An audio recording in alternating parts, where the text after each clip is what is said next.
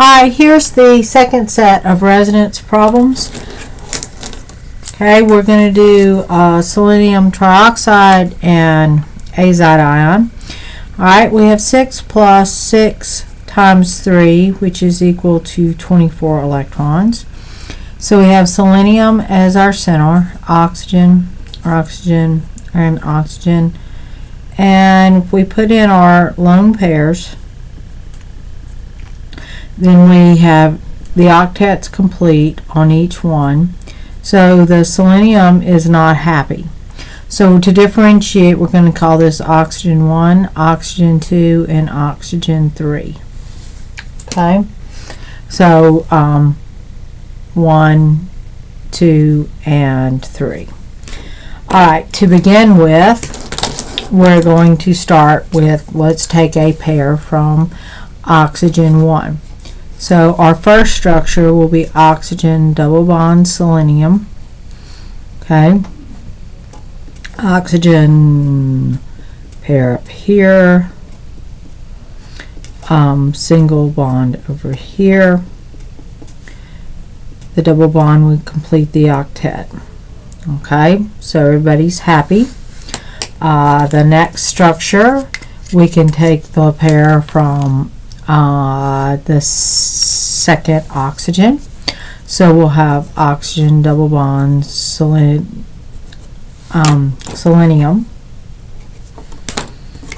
Single bond oxygen. Don't forget to complete the octet. And we have that one. And the third one is the double bond from the third carbon. So it'll be oxygen single bond to selenium double bond oxygen over here on the right. Single bond over here. And again, because these are resonance structures, we will indicate that they are sharing. Okay, now in this particular case, we can do the formal charges, and we will on one set, but it's not going to make a difference because they're all going to be identical. So for example, I'll do this in the center rules. This is 1, 2, and 3. So I'm going to do the formal charge of oxygen 1. That would be 6 minus 1/2 times 2, which is minus 1. Formal charge of oxygen number 2 is 6 minus 4 minus 1/2 times 4, which would be 6 minus 4, which is 2, which is 0.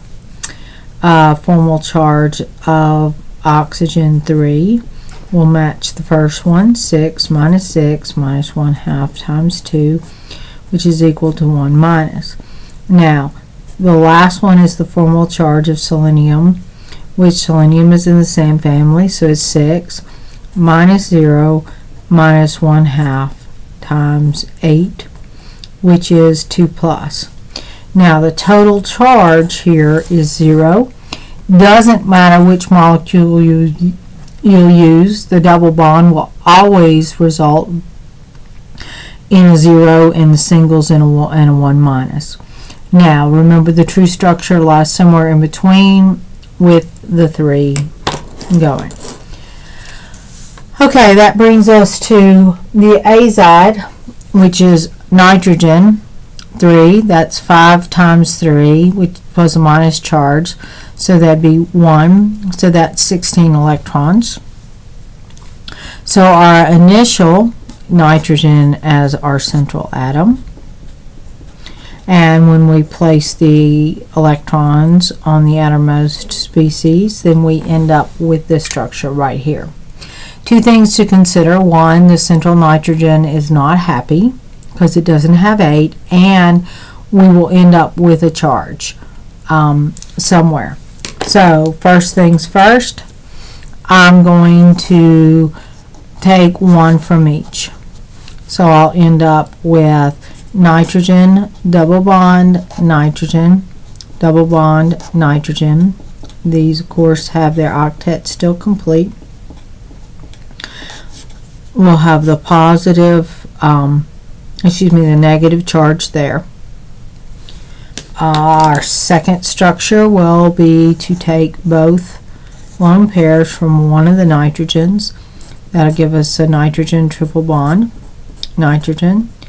Again, we have to complete the octets at the extremities, and there we have a minus.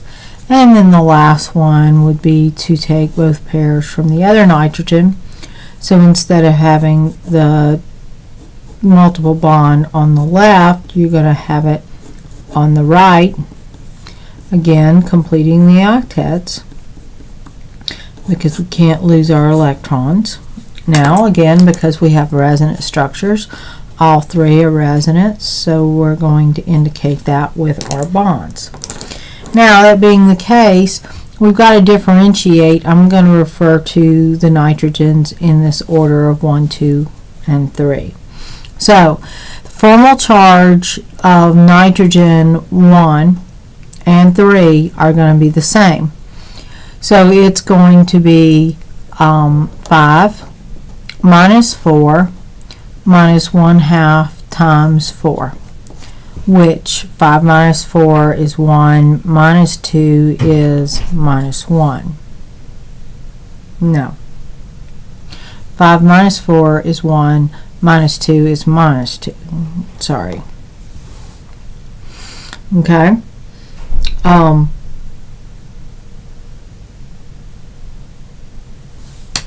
Then that brings us to the formal charge of nitrogen 2, which is 5 minus 0 minus 1/2 times 8. That would be 1 plus. Okay, that's something's not right. So we have 5 minus 4 minus 2, which would be 1 plus. I can't do math. Sorry, guys. So 5 minus 4 would be plus 1, minus 2 is 1 plus. Okay, now the reason I knew I was wrong with that one is because, whoops, this one's plus 1, that one's 1 minus. So we have two of these that are 1 minus, so we end up having a 1 minus, 1 minus, plus 1 plus, which will give us an overall charge of 1 minus. Okay, so here, if we want to write it, this would be a minus 1 plus 1 minus 1. So I'm going to circle these so you can see the formal charges there.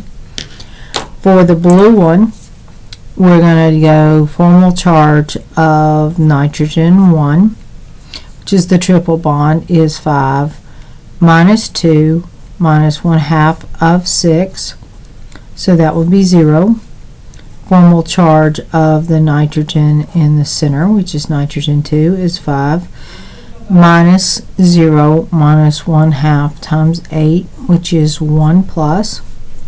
So the formal charge on nitrogen 3 was 5 minus 6 minus 1/2 times 2, which that would be minus 2. So we add those together, we get plus 1. Now the nitrogens in the blue-green structure are going to match the blue structure in terms of the formal charge of nitrogen 1 is going to equal the formal charge of nitrogen 3 up here because it's a single bond, so it's going to be minus 2. Formal charge of the nitrogen in the center is going to be 1 plus, and the formal charge of the nitrogen in the triple bond right up here is going to be equal to 0. Again, this is going to total to the overall charge. Now this begs the question, which one is the best? The best will be the red, and it's not great, but it has the lowest numbers. It puts a positive adjacent next to a negative, okay, and You just have lower numbers. Now, in this case, these triple bonds here are not that good because of the multiple charge here. See, this is very large, but it does put the positive next to the negative, and it does total out. So in this particular case, your best guess is the red because it has the lowest number of charges. In this case, you can't differentiate between a better negative placement on electronegative because we're dealing with 3 nitrogens, so they're all identical.